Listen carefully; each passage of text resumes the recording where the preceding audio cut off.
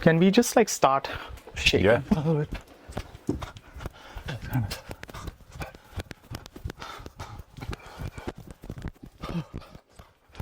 Good morning. Good morning. So I'm here today with which I might have to edit out. I'm realizing. Let me try that again. I'm here today with a dear brother from the ISTA community who has been curious about Shibari and is through this conversational space in front of the camera, and in my words, you're also exploring your own comfort about how much of yourself and these more shadowy realm explorations that you are drawn to and engage in through like the ISTA community and the temple community at large do you want to bring to your public persona.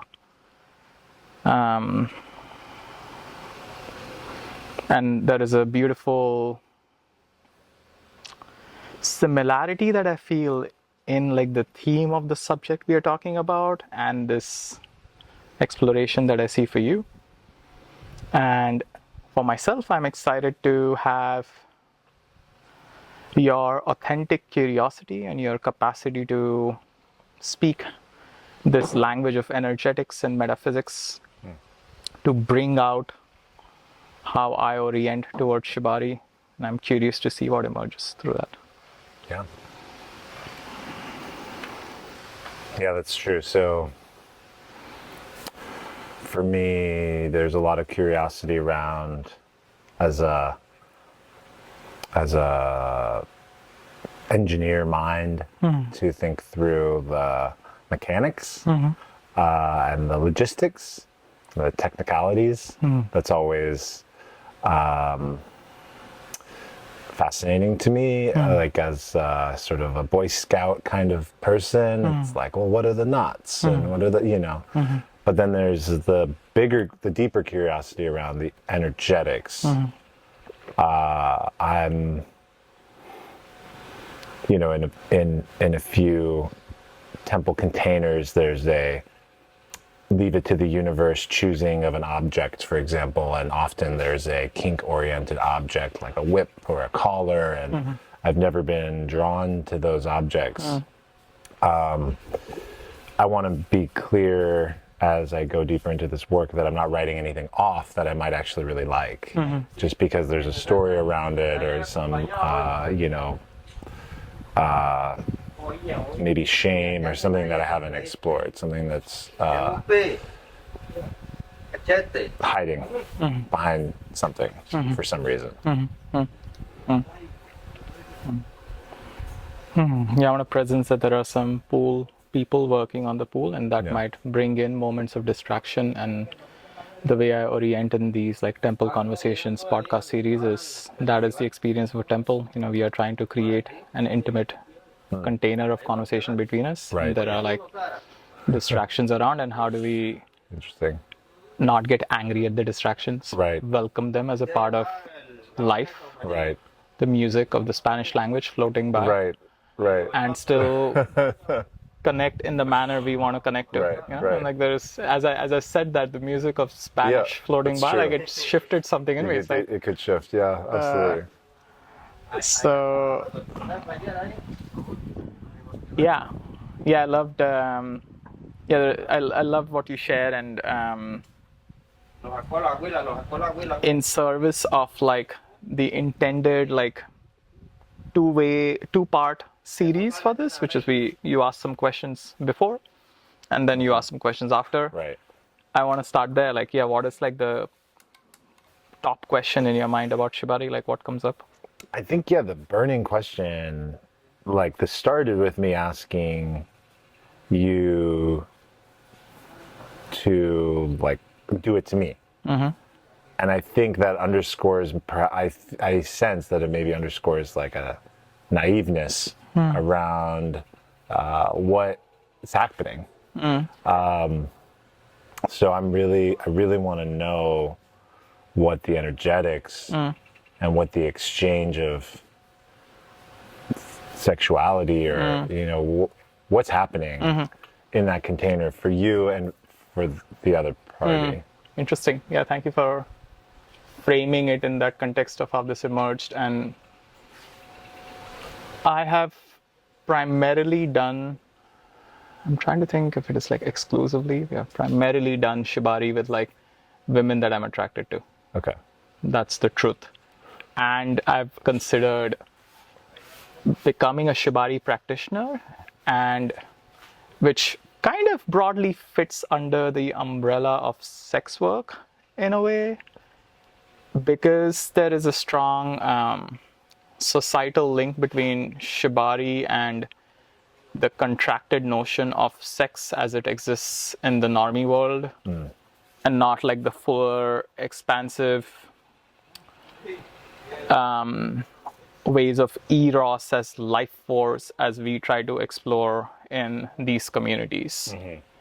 And from that space, I have been open to like exploring with brothers, but then, you know, my language also shifts.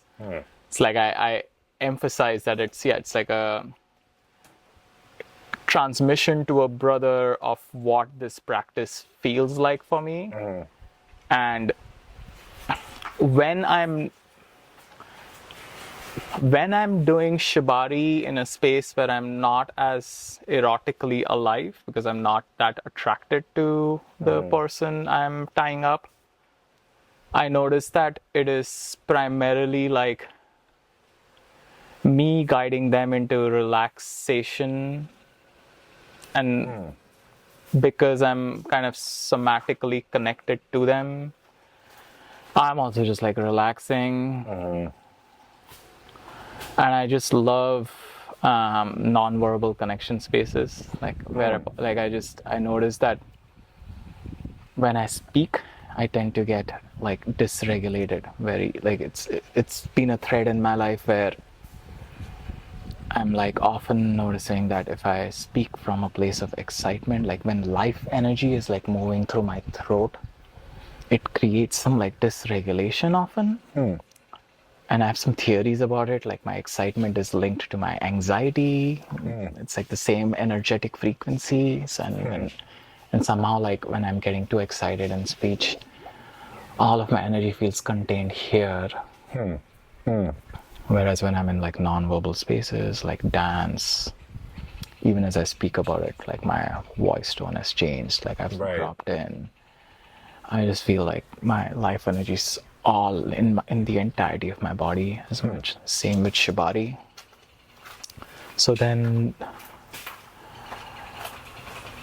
the other thread I would add here is like it also fits within the broader realm of domination submission, which is, I see it as an exploration of polarities.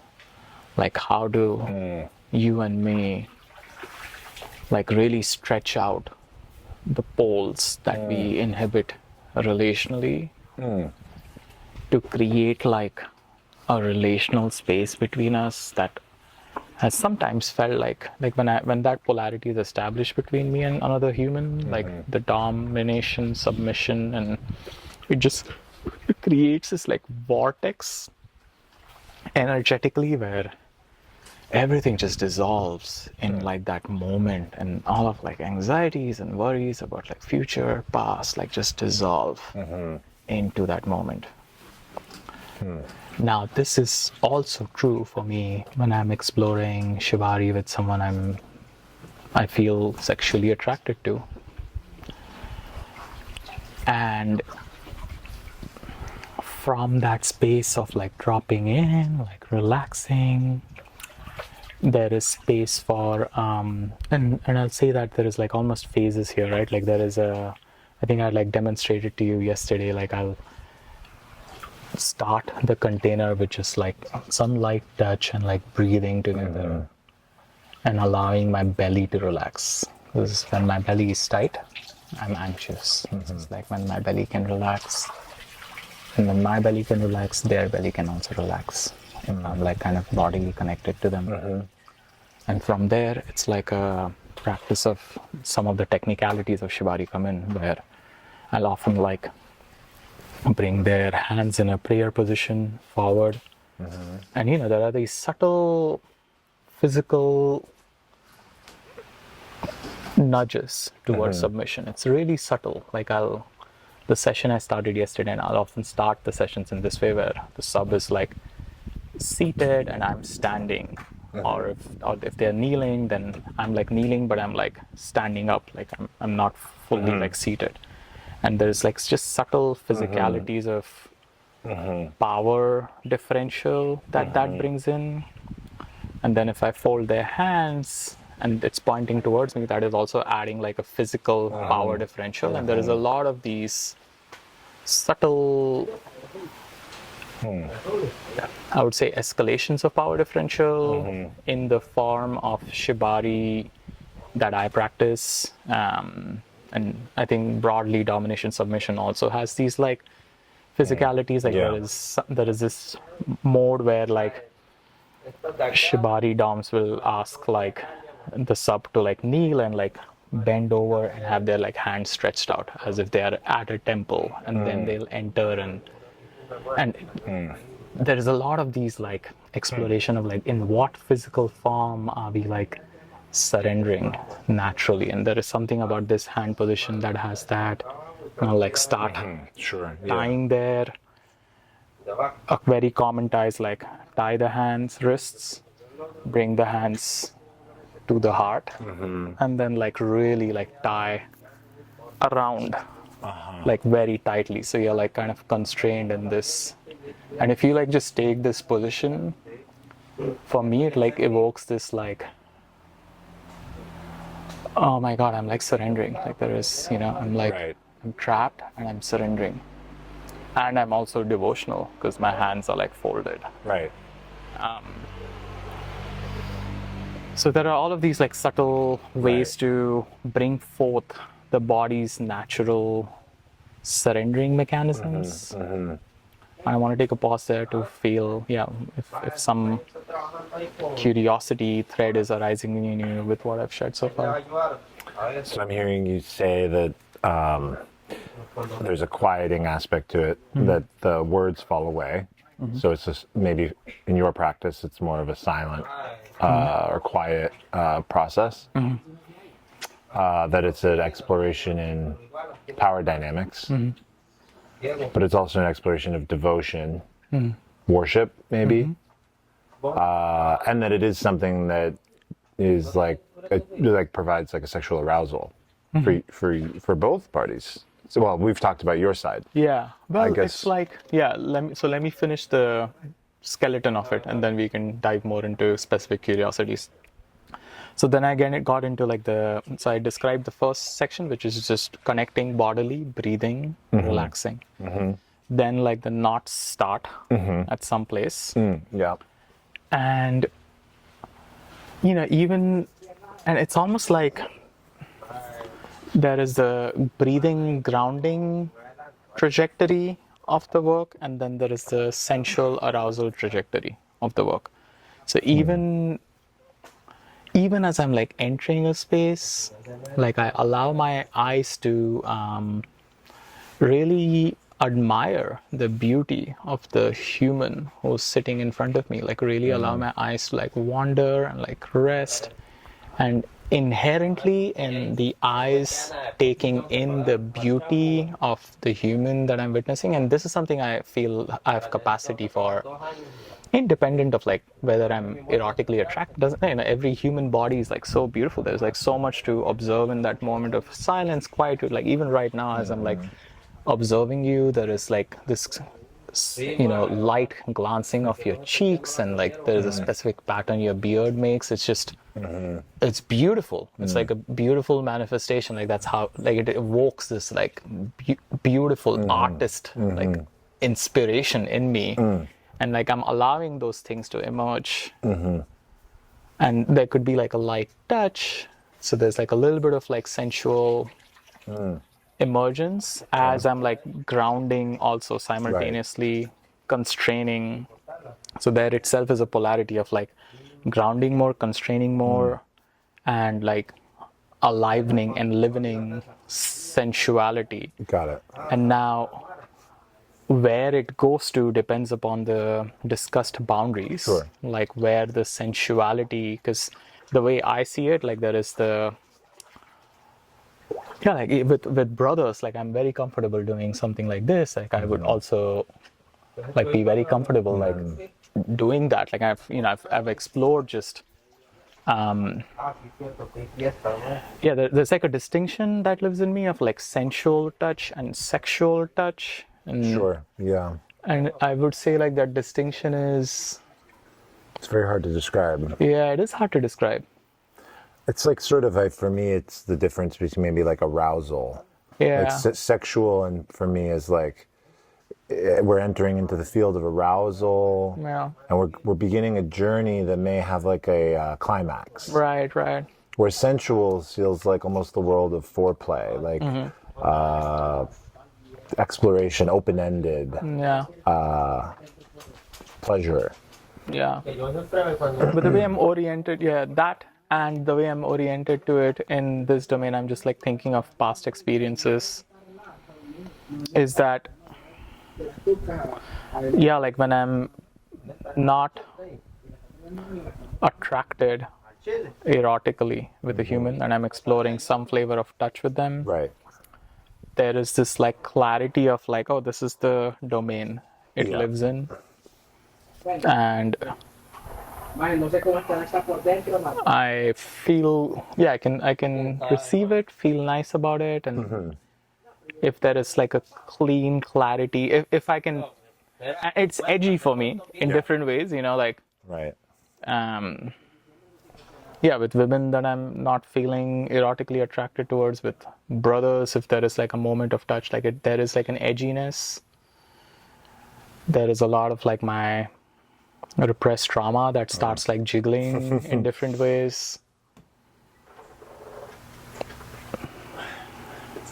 And I feel like that is a whole rabbit hole we can get into, so I won't go there right now. Yeah. So let's just say that the technicalities of like the rope come in, and then once the sub is bound, that is when like the sensual,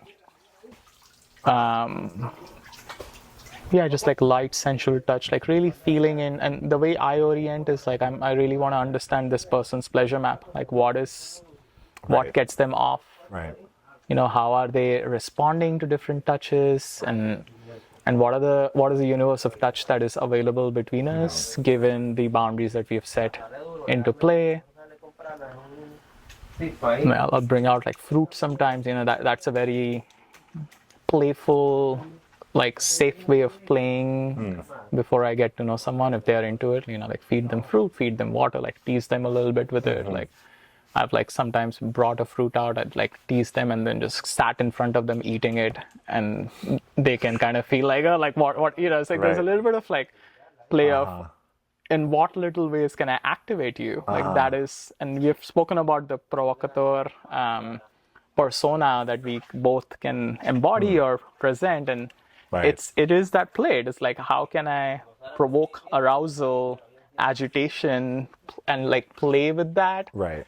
And in the way I see Shibari is like the healing lies in provoking these things lightly in a space where there is like a lot of love, a lot of care, because what is being provoked is past situations where similar things were jiggled, but there was an absence of love, an absence of care. There was this sense that the other person was just purely taking and would not stop if it was hurting you. Like that is the essence of trauma for me, is like situations in the past where someone else was kind of taking and we couldn't say no, and we carried this story that they wouldn't stop if we told them that it was hurting.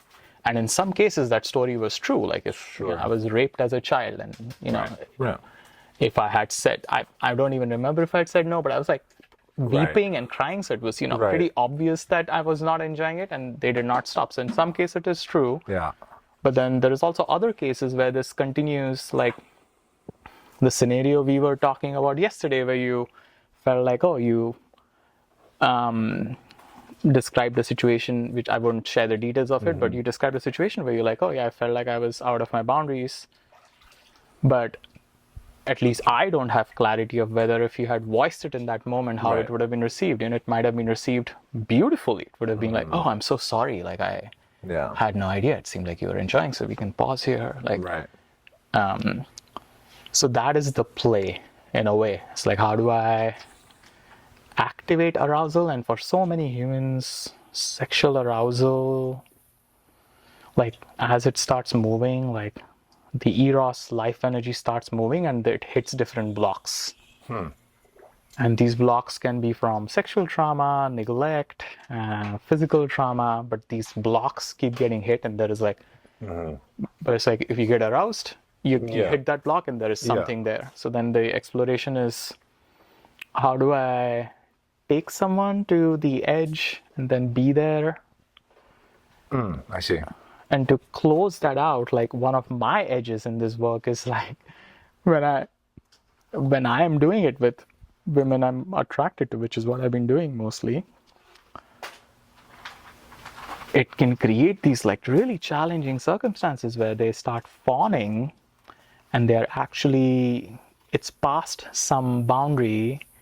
And if I'm like not in clarity of like, oh, this is something I'm doing for them and it's a service for them, it can lead to boundary transgressions. And then yeah, that's been my edge of working with this. And so I felt as you were talking, like there was a sexual arousal component, and I think, to be honest, a couple images popped into my head from maybe some reference points, like through pornography or and it was, I noticed a little arousal in myself in seeing, because like I think I'm getting a shape, you know, setting up the context, relaxation, devotion, worship, almost like a prayer, power dynamic, establishing, and then starting to pull, maybe even lean into that power dynamic in this bound form, which then can take the shape of a more sexual play. That's the shape, that's the flavor I'm getting now. It's like filling in the map. And as I ran with that, I was like, oh, this could be really hot. I could really enjoy this. Yeah. Doing that. Yeah, I can imagine that. I mean, my sense is most men would. Yeah. And then you mentioned something that I want to get clear on, which was healing. So who's the healer?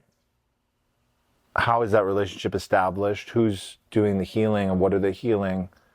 And is that something you're going into a session with the intention of? Or you know, I would imagine you would be holding a space like a hollow bone for the other person to do their own healing, but is that something that is intentional going into the experience? I just am a bit curious because I can see how you're pushing edges right up against traumas. But is that your intention to take people to that edge? It's a good question. I want to note that we have another 5 minutes. Yeah, sounds good. Does that feel? Yeah. Yeah. And that feels like a great piece to sort of end on too. Yeah. And then, you know, perhaps we'll get to create that witnessing space tonight at the temple. Yeah, and I'll be tracking for all of these components of the journey. Yeah. And we'll see how closely the picture in my head maps to what I experience. Yeah. And then we can reflect on that. Yeah, that sounds good. Yeah. Yeah, I mean, that's a beautiful, potent question. Yeah, it brings up a lot for me. Yeah, I'm mostly feeling sorrow for occasions when I have transgressed boundaries. From this place of like wanting to heal the other person. Oof. Yeah, I feel that. And this has been a very active exploration for me over the last like year and a half or so, as I have explored becoming a sexual healer. Thankfully, yeah, I feel grateful that I still haven't charged money for it. I don't know. My guilt or shame would be more if I charged money for it or something. That's a whole other, money is like a whole other rabbit hole. But where I've landed on it is, yeah, for now, I'm not entering with the intention of healing. I'm just entering with the intention of getting to know this person in the with kindness and love and care. I care for their experience and care for my desires of how I want to engage with them. And I have some dark desires, dark fantasies, and I've met people who love to play with me in those dark fantasies, and then it's gorgeous.